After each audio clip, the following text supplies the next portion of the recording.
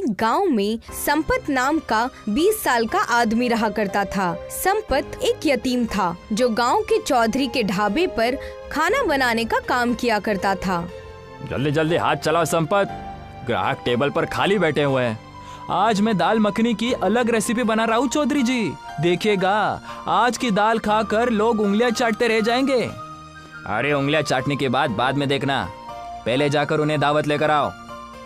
बस चौधरी जी थोड़ी देर और रुक जाइए, अभी 5 मिनट में सारे ग्राहकों को दावत खिलाता हूँ। चौधरी रसोई घर से बाहर चला गया। कुछ वक्त बाद संपत ने ग्राहकों को खाना दे दिया। संपत के हाथ के बनी हुई दाल मखनी सभी ग्राहकों को बेहद पसंद आई। उन्हीं ग्राहकों में अर्जुन चौधरी के पास आकर बोला, आज की दाल मखनी का कोई जवाब नहीं चौधरी साहब, पेट तो भर गया लेकिन मन नहीं भरा। अब मैं क्या कर सकता हूँ अर्जुन, मेरे ढाबे का खाना ही इतना अच्छा बनता है, लोगों का पेट तो भर जाता है लेकिन मन नहीं भरता। मेरी बीवी बहुत अच्छा खाना बनाती है। ये कैसी बातें कर रहे हैं आप चौधरी साहब, आपकी बीवी तो बस आपके बगल में बैठी हुई पैसे गिनते रहती है। दावत तो अपने गांव का संपत बनाता है, उसकी तारीफ करने में क्या आपको बुरा लगता है क्या? इतना कहकर अर्जुन वहाँ से चला गया। चौधरी नाराज होकर अपनी बीवी रुक्मणी की ओर देखते हुए बोला, देख रही हो तुम, कितनी बार कहा है तुमसे कि तुम भी किचन में संपत का हाथ बटा लिया करो। मैं एक बार में एक ही काम कर सकती हूँ। मैं या तो पैसे गिन सकती हूँ या फिर रसोई घर में कुर्सी पर बैठ सकती हूँ। तुम बिल्कुल बेवकूफ की बेवकूफ रहोगी। जरा सोचो, कल को यह संपत हमारा ढाबा छोड़कर चला गया तो क्या होगा? लोगों को उसके हाथ के बने हुए दावत का स्वाद लग गया है। इसीलिए मैं लोगों को बताता हूँ कि ये दावत उसने नहीं बल्कि तुमने बनाया है, लेकिन तुम मेरी बात को समझती ही नहीं। आप बिल्कुल सही बोल रहे हैं, ये ख्याल तो मेरे मन में आया ही नहीं। कल से मैं भी संपत के बगल में कुर्सी लगाकर बैठी रहूंगी। अगले दिन संपत जब ढाबे पर आया तो चौधरी संपत की ओर देखकर बोला, संपत, आज से मेरी बीवी भी तुम्हारे साथ रसोई घर में रहेगी। चौधरी साहब, मालकिन को क्यों परेशान कर रहे हैं? मैं हूँ ना दावत बनाने के लिए। जितना बोला है उतना करो, इससे ज्यादा नहीं। ठीक है चौधरी साहब, जैसे आपकी मर्जी। रुक्मणी उस दिन के बाद संपत के साथ रसोई घर में बैठने लगी। कुछ दिन बाद चौधरी ने सभी ग्राहकों को यकीन दिला दिया कि जो खाना उसके ढाबे में दिया जाता है वो खाना उसकी बीवी रुक्मणी बनाती है। एक दिन संपत काम पर जाने के लिए अपने घर से बाहर निकला ही था कि तभी वहाँ पर चौधरी आ गया। चौधरी साहब आप? मैं तो ढाबे पर ही आ रहा था। मैं तुम्हें यहाँ पर ये बताने आया हूँ कि अब तुम्हें मेरे ढाबे पर काम करने की कोई जरूरत नहीं है। ये कैसी बातें कर रहे हैं आप चौधरी साहब? जहाँ तक मैं जानता हूँ मैं तो बहुत मेहनत से दावत बनाता हूँ और मैंने कभी आपको शिकायत का मौका भी नहीं दिया। मुझे इस बात से कोई फर्क नहीं पड़ता संपत, तुम्हारी वजह से मेरे ढाबे का नाम बदनाम होता जा रहा था। ये कैसी बातें कर रहे हैं आप चौधरी साहब? जहाँ तक मुझे याद है, जब से मैं ढाबे पर काम कर रहा हूँ तब से आपका ढाबा पहले से ज्यादा चलने लगा है। हाँ, ज्यादा चलने लगा है, लेकिन सिर्फ तुम्हारे नाम पर। अगर मैं कुछ दिन तक तुम्हें और काम पर रखता तो शायद मुझे मेरे ढाबे का नाम चौधरी ढाबा बदलकर संपत ढाबा हो जाता। ऐसा मत कीजिए चौधरी साहब, मैं एक अनाथ हूँ और मुझे इसके अलावा और कोई काम नहीं आता। वो तुम्हारी दिक्कत है, मेरी नहीं। आज के बाद मेरे ढाबे के आसपास भी कहीं दिखे ना तो टांगे तोड़कर कस्बे से बाहर निकाल दूंगा। इतना कहकर चौधरी नाराज होकर वहाँ से चला गया। संपत बेरोजगार हो गया। थक हार कर संपत गांव के मुखिया के पास चला गया। मुझे सब पता है संपत कि चौधरी ने तुम्हारे साथ क्या किया है, लेकिन तुम तो जानते हो कि चौधरी मुझसे कहीं ज्यादा ताकतवर है और पैसे वाला है। मैं उसका कुछ नहीं बिगाड़ सकता। मुखिया जी, मैं आपसे चौधरी से लड़ने की बात नहीं कर रहा, मैं तो बस आपसे कुछ मदद मांगने आया हूँ। आप तो जानते हैं मुखिया जी कि मैं एक अनाथ हूँ। कुछ साल पहले ही मुझे मेरे मम्मी पापा अकेला छोड़कर चले गए हैं और मैं कस्बा छोड़कर कहीं नहीं जाना चाहता। तुम कहना क्या चाहते हो? मुखिया जी, मैं सिर्फ दावत बनाना चाहता हूँ। तुम्हारे पापा भी बहुत अच्छे बावर्ची थे। मुखिया जी, आप मेरी थोड़ी सी मदद कर दीजिए। मैं भी अपने कस्बे में अपना खुद का ही ढाबा खोलना चाहता हूँ। आप मुझे थोड़े से पैसे दे सकते हैं क्या? जब मेरा ढाबा चलने लगेगा तब मैं आपको सारे पैसे वापस कर दूंगा। ठीक है, गांव में मेरी जो खाली जमीन पड़ी है तुम वहाँ पर अपना ढाबा खोल लो। उसके लिए जितने भी पैसे लगेंगे मैं तुम्हें देने के लिए तैयार हूँ। मुखिया की बात सुनकर संपत खुश हो गया। संपत बड़ी मेहनत से खाली जमीन पर ढाबा बनाने में जुट गया। जी तोड़ मेहनत के बाद संपत ने वहाँ पर ढाबा बनाकर तैयार कर लिया। कुछ दिनों के बाद संपत के ढाबे पर ग्राहक आने लगे और यही बात चौधरी को परेशान करने लगी। जिस बात का मुझे डर था वही हुआ रुक्मणी। उस बेवकूफ ने अपना ढाबा कस्बे में खोल दिया है। लोग अभी मेरे ढाबे पर कम, उसके ढाबे पर ज्यादा आते हैं। आपके अंदर तो लोमड़ी के जैसे बुद्धि है। उस बुद्धि का इस्तेमाल करिए और उसका ढाबा बंद करा दीजिए, समझे? तुम बिल्कुल ठीक कह रही हो। मुझे अपनी लोमड़ी जैसी अक्ल से कोई रास्ता तो ढूंढना ही पड़ेगा। चौधरी ने बड़ी चालाकी से एक ग्राहक को अपनी बातों में ले लिया। वो ग्राहक संपत के ढाबे पर चुपके से खाने में चौधरी की लाई हुई दवाई फेंक आया। उस दिन जिसने भी संपत के ढाबे का खाना खाया उसका पेट खराब हो गया। अगले दिन संपत के ढाबे के सामने गांव के लोगों की भीड़ लग गई। एक आदमी नाराज होता हुआ संपत से बोला, तुम्हारा ढाबा क्या चलने लगा? तुम अपनी औकात भूल गए? ये कैसी बातें कर रहे हैं? मैंने क्या किया है? क्या किया है?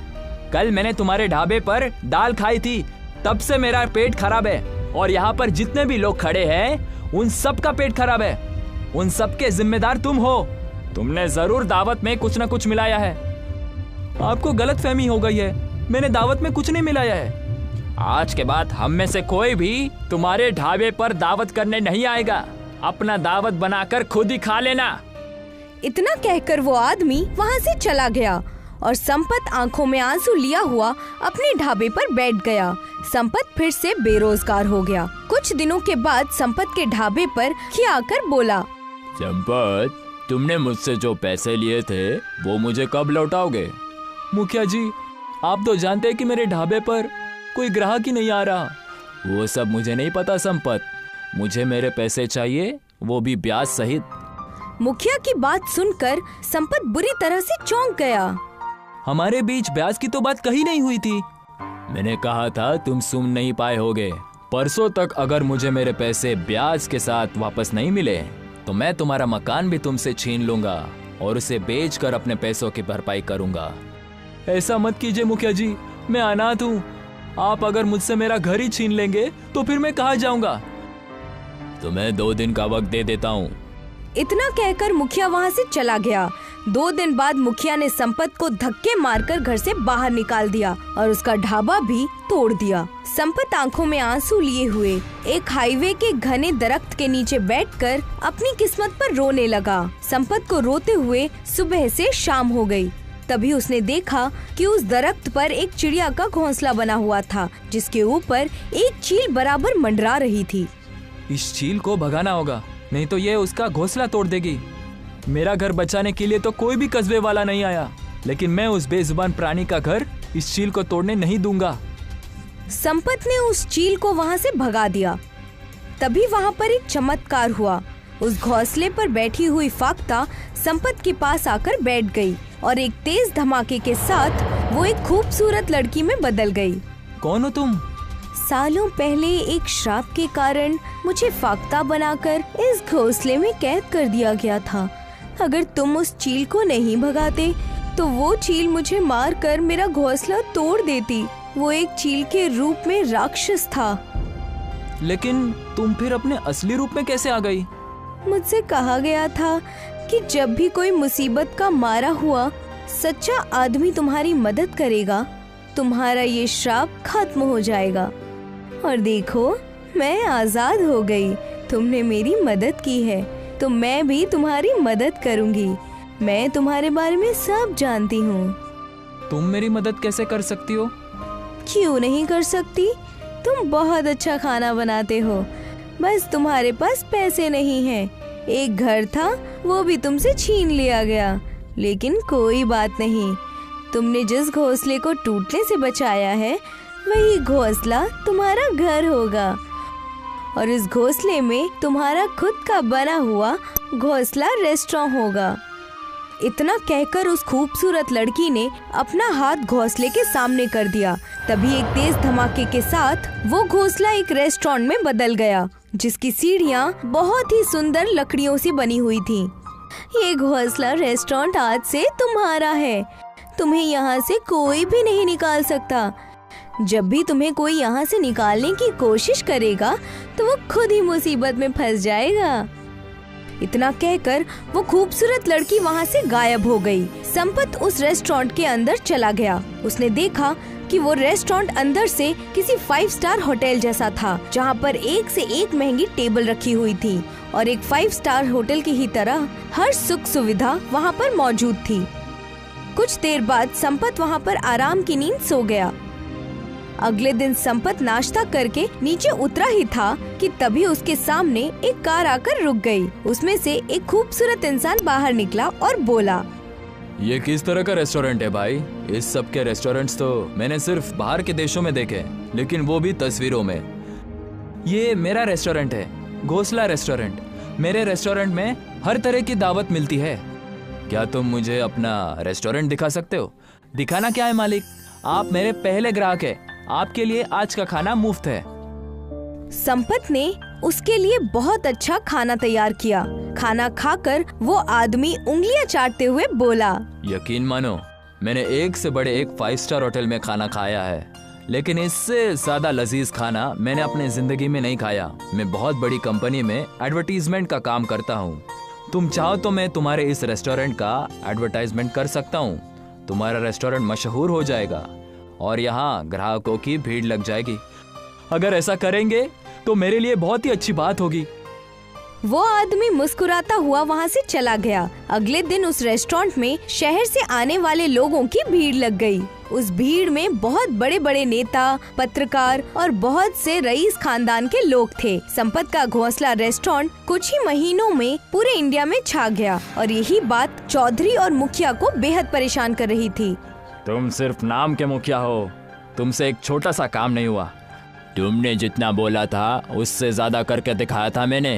अरे तुमने तो सिर्फ उसे अपने ढाबे से निकाला था, मैंने तो उसका मकान भी उससे छीन लिया था।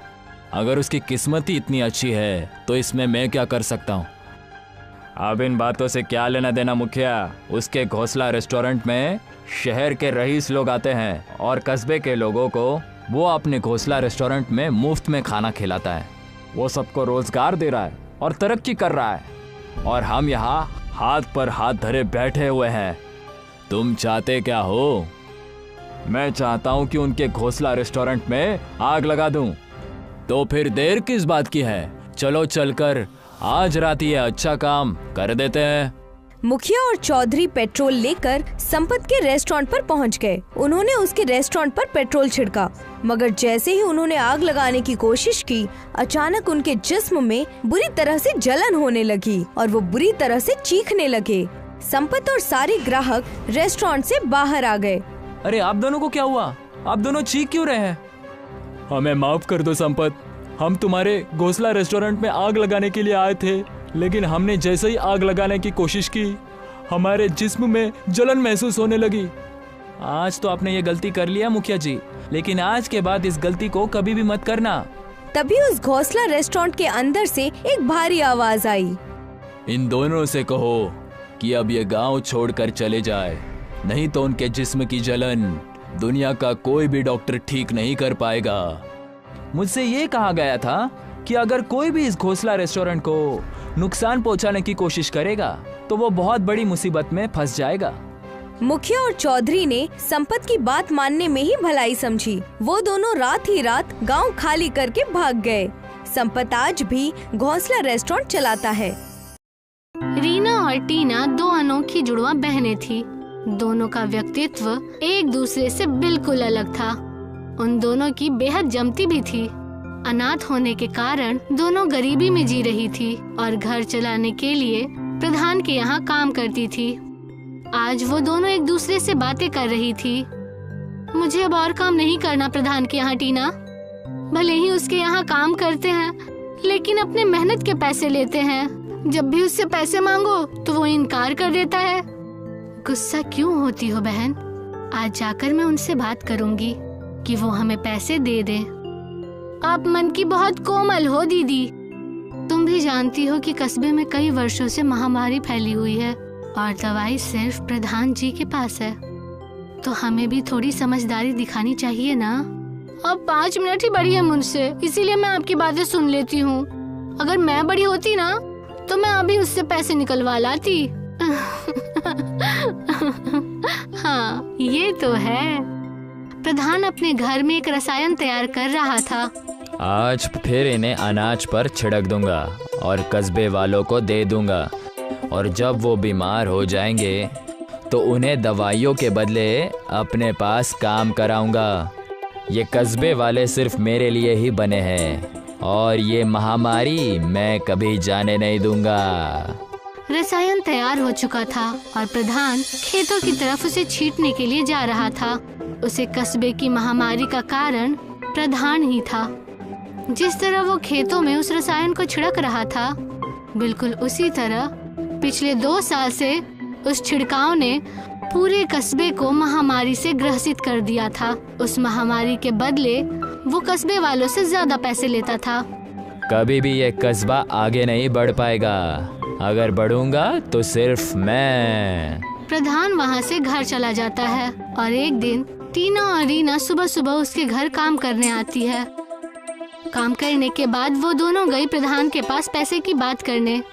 प्रधान जी, वो पैसों को लेकर जरा चर्चा करनी थी। टीना, मैंने कहा था ना कि पैसे मैं इस महीने नहीं दे सकता, क्योंकि वो मुझे कस्बे के लोगों के लिए दवाइयाँ बनाने के लिए इस्तेमाल करना है। मैं सारे पैसे अगले महीने दे दूंगा। और हमें जो पैसों की जरूरत है उसका क्या? तो क्या तुम लोगों से बढ़कर हो क्या? बेकार के तर्क मत दीजिए प्रधान जी। कस्बे से बड़े नहीं हैं, लेकिन कस्बे का हिस्सा जरूर है, और हम दोनों को खाने का अभाव हो जाएगा तो क्या आप उसकी जिम्मेदारियां लेंगे? अब तक मैं प्यार से बातें कर रहा था, पर अब सुनो, मैं तब तक तुम्हें एक फूटी कौड़ी नहीं दूंगा जब तक मैं कस्बे वालों के लिए दवाइयाँ ना बनाऊं। प्रधान जी, आप बस हमें इस महीने के पैसे दे दीजिए। हम बेहद कठिन परिस्थिति में हैं प्रधान जी। ठीक है टीना, तुम्हें पैसे दे देता हूँ, लेकिन कल से यहाँ आने की जरूरत नहीं। आना भी किसे है? प्रधान टीना के हाथों में पैसे दे देता है। वो दोनों वहाँ से घर लौट आते हैं। टीना बेहद चिंता में थी।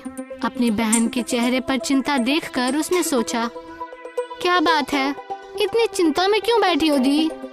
तुम अभी समझ नहीं पा रही हो रीना। अगर हमें कभी परेशानी हुई तो दवाई तक नहीं मिलेगी, और काम न होने के कारण पैसों का अभाव पहले से ज्यादा है। तो हम कहीं और काम कर लेंगे ना। कहीं और? कस्बे में अधिकतर व्यापार प्रधान जी के हाथों में है, और हमारा बैर भी उन्हीं से हुआ है, और कोई ऐसा भी नहीं है कस्बे में जिसके घर में हमें काम मिल सके।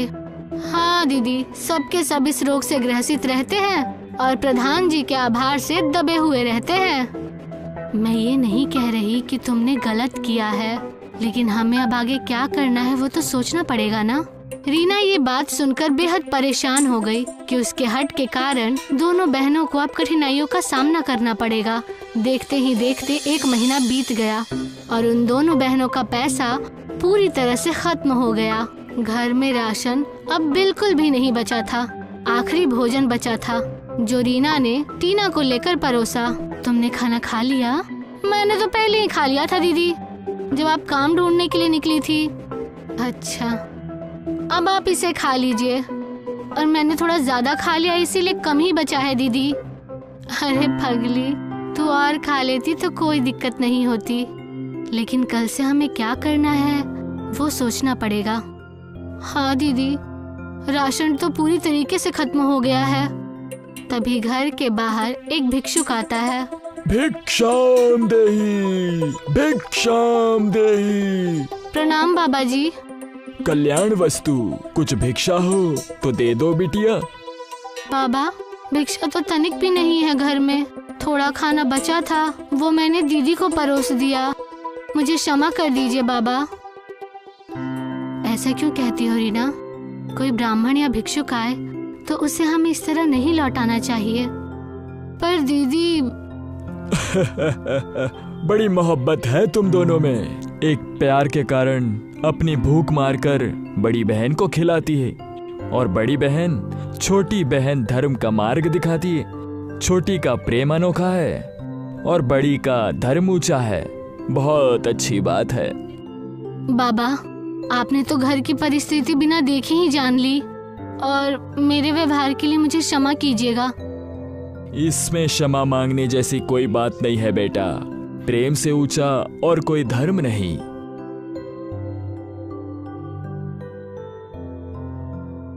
भिक्षुक भोजन समाप्त करने के बाद उन दोनों बहनों से कहता है, मैं तुम दोनों की सेवा भाव से बहुत प्रसन्न हूँ। मांगो, क्या मांगती हो? बाबा, इस गांव में एक महामारी फैली हुई है जिसका कोई हल नहीं निकल रहा है पिछले 3 वर्षों से। बस आप उसे ठीक करने का कोई मार्ग बता दिए।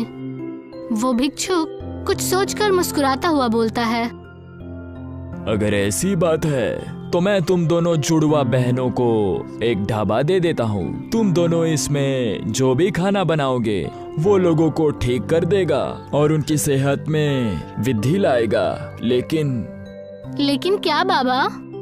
ये तभी हो पाएगा जब कोई साफ मन से और दया भाव को समझने वाला उस खाने को खाए। अगर कोई पाखंडी उसका प्रयोग करेगा तो उसकी सारी समृद्धि नष्ट हो जाएगी। हम आपकी बात का ध्यान रखेंगे बाबा। तभी जहाँ पर उन दोनों की कुटिया थी उसके सामने ही एक ढाबा प्रकट हो गया और वो भिक्षुक मुस्कुराते हुए वहाँ से निकल गए। चलो दीदी, अब हम इस ढाबे में काम शुरू करते हैं और लोगों की महामारी खत्म कर देते हैं। हाँ, अब तुम्हें और मुझे किसी भी मजबूरी में नहीं जीना पड़ेगा। दोनों बहनें अपने ढाबे में काम करती हैं और कुछ ही दिन में पकवान बन जाते हैं। ढाबे को देखकर मालती और अमृता वहाँ आ जाती हैं। अरे टीना, क्या बात है? ये ढाबा कहाँ से हो गया? हाँ, मानो कोई जादू हो गया हो। अरे मालती मौसी, खा कर देखिए, आपका जो सारा रोग है ना सब ठीक हो जाएगा और इसके लिए पैसे भी नहीं देने हैं आपको। हाँ, बस सबका खाना यहीं से ले जाइएगा। जितना आपके खाने का खर्च है उसी खर्चे में हम आपको ढाबे में खाना खिलाएंगे। अच्छा, क्या सही में? लाओ, तब खिला दो हमें भी। टीना और रीना ने उनके खाने के लिए 2 प्लेट लगा दिए। जैसे उन्होंने खाना खत्म किया, अम्मा के शरीर के सारे रोग ठीक हो गए और दोनों को एक नई ऊर्जा का एहसास हुआ। ये तो चमत्कार से कम नहीं है बिटिया। पूरा कस्बा रोग से ग्रसित है। हमें और खाना दे दो घर ले जाने के लिए बिटिया। हम पैसे कल दे देंगे। जी मौसी, आपके पास जब हो तब दे जाइएगा। आप बस घर की सेहत पर ध्यान दीजिए और पैसे आप कभी भी देकर जाइएगा। 1 महीना बीत चुका था। अमृता और कस्बे के कुछ लोग ढाबे के बाहर खाना खाने के लिए लाइन में खड़े थे। तभी प्रधान हाथ में एक कागज लेकर वहाँ पहुँचा। क्या बात है रीना और टीना, बहुत कमाई हो रही है। अब इससे भी आपको दिक्कत है क्या? रीना, शांत हो जाओ। अरे बिटिया, रीना को क्यों रोकती हो? सही तो कह रही है। सुना है सबकी सेहत ठीक होने लगी है, तभी पलटकर इतने जवाब निकल रहे हैं। प्रधान, तुम दवाइयों के बदले हमसे अपने खेतों में काम भी तो करवाते थे। हाँ मौसी, इनके हिसाब से तो ऐसा लगता है जैसे इन्होंने पूरा कस्बा ही खरीद के रखा हो और कस्बे के सब लोग इनके गुलाम हो। आप सब थोड़ा शांत हो जाइए। हमें रोग ठीक होने के कारण खुश होना चाहिए। आप लोग इस तरह से सोचिए और आपस में झगड़ा करना बंद कर दीजिए। अभी के आगे तुम सब के मुंह पर ताला लगाता हूँ। ये कागज देखो। प्रधान टीना और रीना को एक कागज दिखाता है। क्या बात है बिटिया? ये दोनों क्या बताएंगी, मैं बताता हूँ। इनके अब्बू ने गुजरने से पहले मुझसे उधार लिया था और उधार ना चुकाने की वजह से ये जमीन अब मेरी होती है।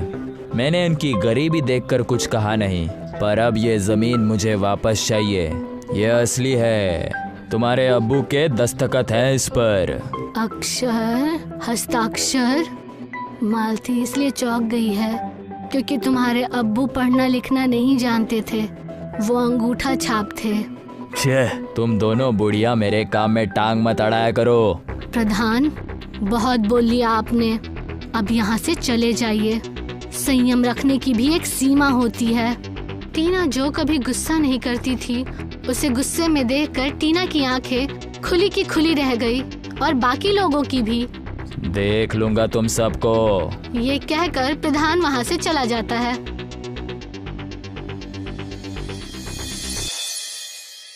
कई दिन बीत चुके थे और रात की चांदनी धरती को प्रकाशित कर रही थी।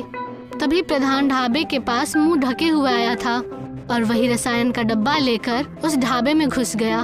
अब इन अनाजों पर भी मैं ये रसायन छिड़क दूंगा ताकि जो यहाँ खाए उसे बीमारी लग जाए। फिर देखता हूँ कि कितनी आवाज निकलती है इन कस्बे वालों की। प्रधान ढाबे के अनाज पे रसायन छिड़क रहा होता है। तभी वहाँ पर खटपट की आवाज सुनकर रीना आ जाती है। कौन है तुम?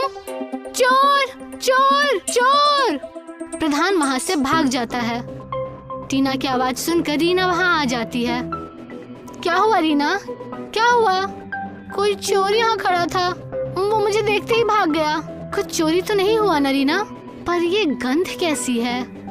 दोनों अनाजों को देखते हैं तो उसमें रसायनों की गंध आ रही होती है। दोनों ने अगली सुबह मालती और अमृता को ये दिखाते हुए बोला, ये अनाज देखिए मौसी, ये अनाज देखिए मौसी, इस पर रसायन छिड़का गया है और कस्बे की रोग की वजह भी यही रसायन है। पर ये तुम्हें कैसे पता?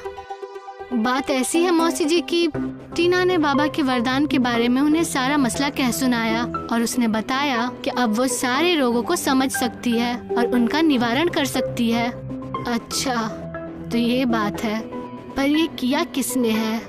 ये जानने के लिए आप सबको मेरी योजना को मानना होगा। कुछ वक्त के बाद वहाँ प्रधान आता है।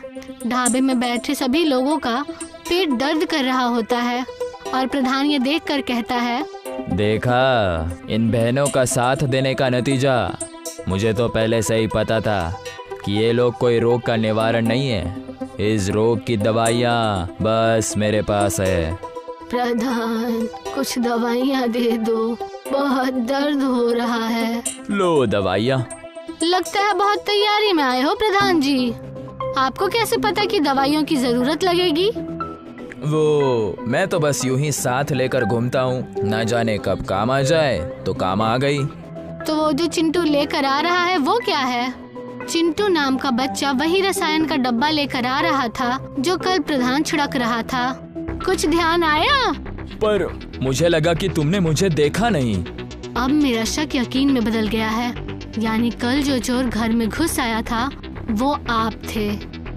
रीना ने रात में जो डब्बा देखा था, मैंने बस उसी तरह दिखने वाला एक डब्बे का बंदोबस्त कर दिया और आप खुद ही फंस गए। इतने सालों से आपने हमें यूं ही रोगग्रस्त किया और दवाइयाँ देकर महान बनते रहे। निकल जाओ इस गांव से। प्रधान वहाँ से भाग निकला। इस घटना के बाद कस्बे में कभी भी किसी को किसी भी रोग की दिक्कत नहीं हुई और जादुई ढाबा चल पड़ा।